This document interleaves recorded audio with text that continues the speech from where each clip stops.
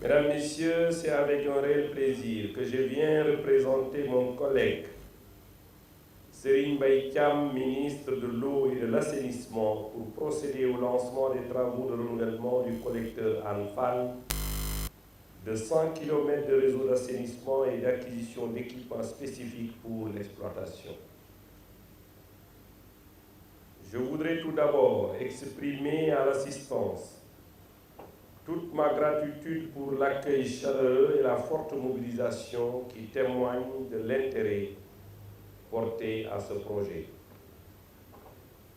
Mesdames, Messieurs, le collecteur Hann Fann, dont nous lançons les travaux de renouvellement, draine les eaux usées du bassin versant le plus étendu de l'agglomération de Dakar, englobant tout ou partie des communes de Fann Point Amitié, Grand Dakar, Biscuiterie, Mermoz Sacré-Cœur, Sicap Liberté, Dieuppeul-Derklé, Grand Yoff et Ouakam. Il est important de rappeler que cet ouvrage très stratégique dans le dispositif d'assainissement de Dakar ne répond plus aux normes à cause de son état de vétusté très avancé. En effet, l'étude diagnostique menée en 2015 avait révélé l'existence d'un nombre élevé de branchements et de raccordements particuliers, une dégradation importante des parois et de la voûte, ainsi que l'insuffisance de la pente entraînant un ensablement récurrent et par conséquent une contamination chimique de l'ouvrage au gaz hydrogène sulfuré. À cet état de fait s'ajoute un constat d'agression multiple et plus que préoccupante de l'emprise du collecteur, avec la construction sur le lit de 106 édifices, dont 99 bâtiments à usage d'habitation et de commerce, 3 mosquées dans les quartiers HLM et Waouniaï, 2 postes de moyenne tension de la Sénélec, 2 structures d'enseignement, dont un bâtiment de la faculté de médecine de l'UCAT et le CM Adama-Ndiaye de Bopp. Ainsi, il a été enregistré sur cette même emprise plusieurs affaissements à la zone A, Niani Tali, Bopp, Ben Tali, route du front de terre, HLM et à l'UCAT. Or, à chaque fois, les réparations des dégâts occasionnés ont nécessité la mobilisation d'importants moyens matériels et financiers. Par conséquent, il est plus à démontrer que cet ouvrage vieux de plus de 70 ans et dont l'entretien est devenu trop coûteux constitue un véritable risque pour les populations, et risque qui pourrait conduire à des catastrophes susceptibles de provoquer des pertes en vies humaines si rien n'était fait. Risque élevé d'effondrement d'édifices dont certains reçoivent quotidiennement du public. Risque d'écoulement et de débordement d'eau usée, avec toutes les conséquences sur l'environnement et la santé. Risque d'incendie et d'intoxication par gaz hydrogène sulfuré. Fort de tout cela, son Excellence M. Macky Sall, président de la République, a fait du renouvellement de ce collecteur une priorité et même une urgence absolue, au point de demander l'accélération du processus y afférent relatif à l'occasion de plusieurs réunions du Conseil des ministres, notamment celle du 1er août 2018 et du 30 octobre 2019. D'ailleurs, la dernière instruction a été de prendre toutes les mesures conservatoires appropriées afin d'engager sans délai toutes les actions urgentes nécessaires au renouvellement rapide, effectif et progressif. Mesdames, Messieurs, comme vous pouvez le constater, les travaux à lancer aujourd'hui font partie du dispositif de matérialisation de la volonté du chef de l'État de voir les populations évoluer dans un environnement toujours plus sain et plus sécure. Ils s'inscrivent également en droite ligne dans l'axe 2 du plan Sénégal émergent et vont contribuer à l'atteinte des objectifs de développement durable, notamment le numéro 6, eau propre et assainissement. Chiffré à près de 82,860 milliards de francs CFA, ces travaux ont pour objectif le renouvellement intégral du collecteur Anfan sur un linéaire de 8 km en PRV, le renouvellement de 100 km de réseau secondaire,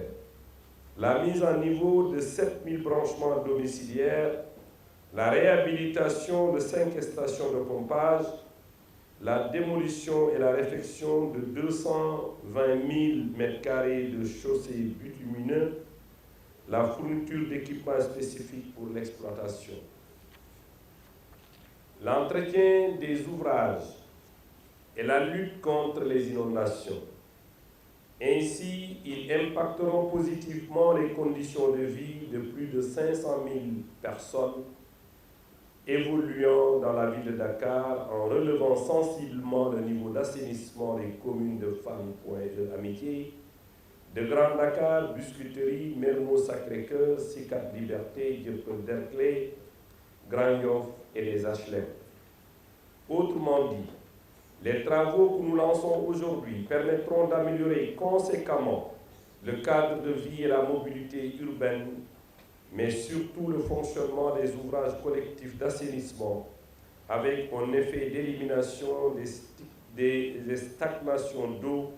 et rejets d'eau usée ménagère sur la voie publique. Par la même occasion, la fourniture des équipements d'exploitation va réduire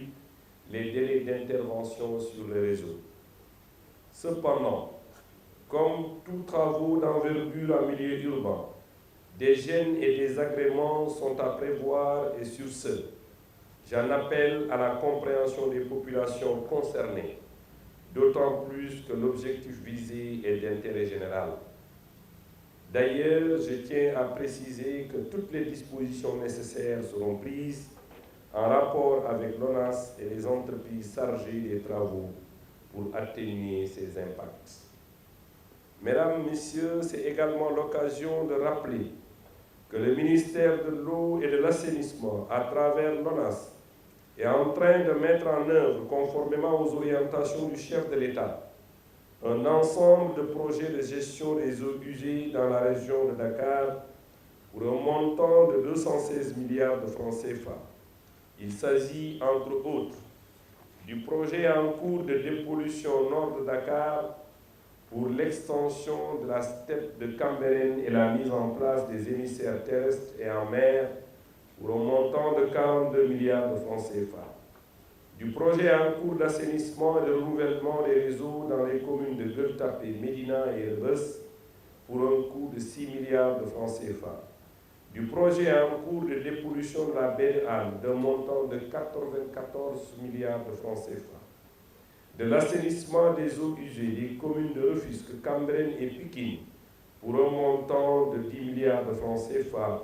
dans le cadre du programme des 10 villes.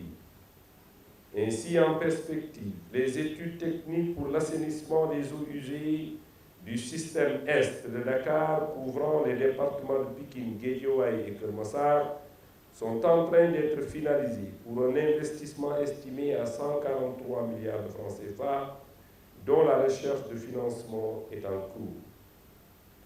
Par ailleurs,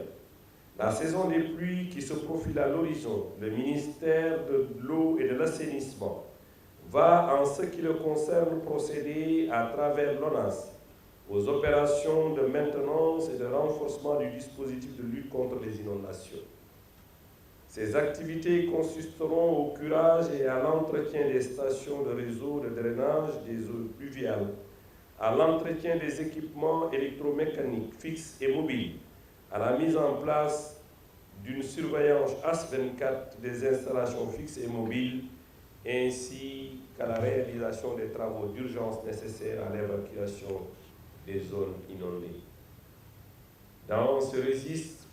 un montant global de plus de 87,5 milliards de francs CFA a été dégagé depuis 2013 pour soulager les populations impactées, avec le drainage des eaux pluviales de la RNE et environ pour la réalisation d'une station de pompage de 7200 m3 du 6S de Ouest Foire et environ. La réhabilitation et le renforcement des stations de pompage d'eau pluviale de Grand Yoff, zone de captage et